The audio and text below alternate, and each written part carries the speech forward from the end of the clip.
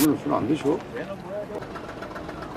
Berlatar di sebuah kota wisata di Korea Selatan, cerita akan berfokus pada sekelompok gangster yang terkenal dengan nama Geng Tamujin. Namun tak seperti kebiasaan gangster pada umumnya, geng ini justru lebih berfokus pada solidaritas persaudaraan mereka dalam hal positif, di mana mereka pun ikut andil sebagai tim pengelola pengembangan bisnis properti di kota tersebut. Taino adalah salah satu anggota mereka yang sebentar lagi akan menikah. Wajar saja jika ia sempat mendapat perlakuan konyol dari anggota lain yang turut merasa bahagia dengan mengungkapkannya melalui cara mereka sendiri.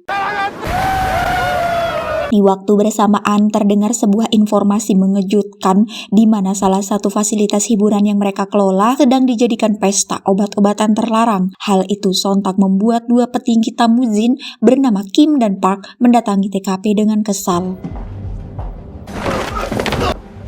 Setelah ditelusuri, ternyata obat haram yang digunakan pesta tersebut diperoleh dari pria yang bernama Keong, sehingga pimpinan tertinggi bernama Kang pun sampai turun tangan. Karena ternyata Keong juga masih termasuk dalam jajaran petinggi geng, yang mana dia merupakan satu-satunya orang yang sangat susah diatur. Terkait bisnis, geng Tamujin merupakan investor terbesar pada sebuah resort terbesar di kota wisata tersebut. Sementara ketua Kang yang merasa sudah lanjut usia, melimpahkan kuasa atas pengelolaannya hanya kepada si Kim, yang menurutnya sebagai sosok paling dipercaya dari seluruh anggota gengnya. Di tempat lain kita diperlihatkan pada seorang pria bernama Lee yang dibalik sikap dinginnya, ia ternyata merupakan seorang debt collector pinjol yang sangat terkenal brutal, di mana kekejamannya tak hanya menyasar pada para nasabah cicilan yang nunggak, melainkan siapa saja yang menghalangi keinginannya. Bosnya Lee sendiri merupakan pemilik saham terbesar kedua pemilik resort tadi. Lee pun datang tiba-tiba meminta jatah keuntungan dari investasi tersebut. Namun karena si bos menolak berkali-kali, maka Lee pun langsung menghabisinya tanpa ampun. Dan beberapa nasabah bermasalah pun disiapkan untuk dijadikan kambing hitam untuk menanggung perbuatan kejinya tadi di hadapan kepolisian. Pada akhirnya Lee pun berhasil merebut saham resort dan semua aset milik mendiang bosnya tadi. Sekarang Lee pun tinggal di sana bersama seorang nasabah yang demi menutupi tunggakan cicilannya, ia pun rela menyerahkan kehormatannya sebagai gantinya. Akibat kematian si bos yang janggal pun, salah satu anak buah si bos bernama Shin datang sambil mengancam bagi siapapun pelakunya. Sementara Lee meresponnya dengan menantang bahwa Shin harus mampu membuktikan, jangan cuma ngomong saja. Sebagai pemegang saham terbesar kedua, Lee dengan beberapa pengawal mendatangi Kim untuk membahas pembagian keuntungan. Namun karena Kim tahu kalau Lee bukan orang baik dan merupakan gembong obat terlarang, sehingga ia pun menolak dengan tegas dan menolak Lee untuk ikut campur dalam pengelolaan resort. Tak menyerah, keesokan paginya Lee bersama si gebetan pun menemui ketua Kang di rumahnya. Karena penolakan Kim itu, Lee melakukan aksi kejinya lagi dengan menikam ketua Kang berkali-kali.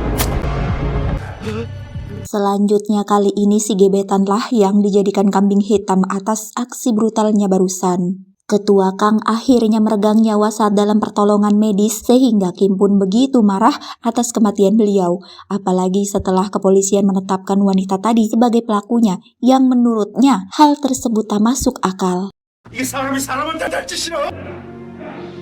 Di saat prosesi pemakaman berlangsung, semua anggota Tamujin pun bersedih, terutama Keong yang akan balas dendam.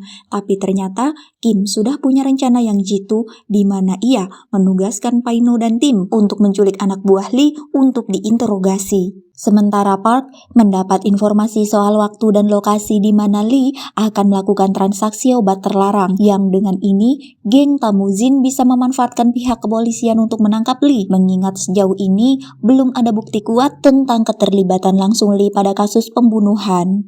Bersamaan, dua orang kurir suruhan Lee membawa paket dari sebuah pom bensin. Tim kepolisian pun membuntutinya dari belakang atas komando dari Pak Inspektur. Tim pun berpencar untuk melakukan penggerbekan di lokasi yang sudah direncanakan.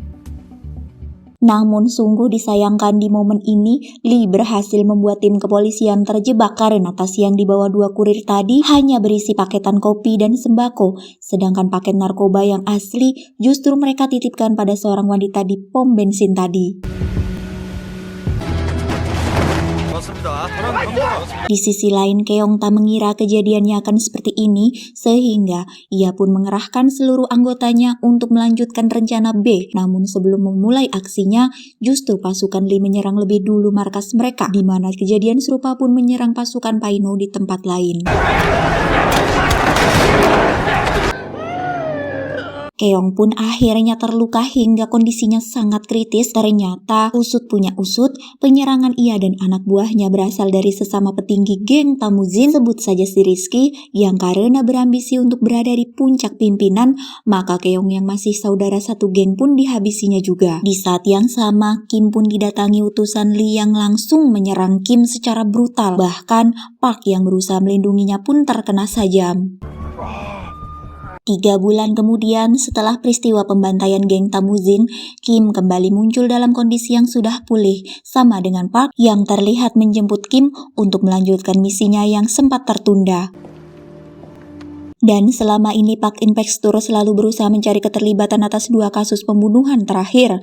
Pak Inspektur meminta keterangan dari wanita yang pernah dekat dengan Lee tersebut yang semakin memperkuat dugaan bahwa Lee terlibat. Diam-diam, Kim bertemu dengan Shin yang merupakan rival terkuat Lee dalam gengnya. Shin diminta untuk bekerja sama membunuh Lee, setidaknya membantu supaya Lee cepat diseret ke penjara. Sayangnya, percakapan tersebut diketahui oleh si Gondrong yang kemudian melaporkannya kepada Lee. Sehingga pasukan Lee pun dikirim untuk menghabisi geng Tamujin yang masih tersisa.